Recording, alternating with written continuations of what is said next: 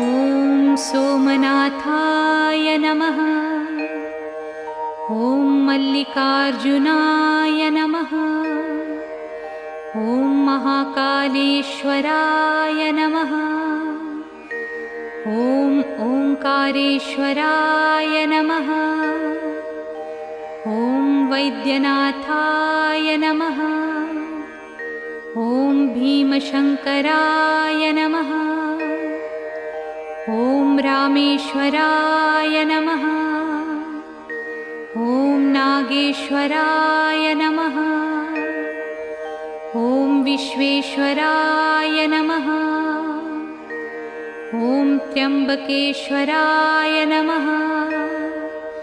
ॐ केदारेश्वराय नमः। ॐ भुस्मेश्वराय नमः।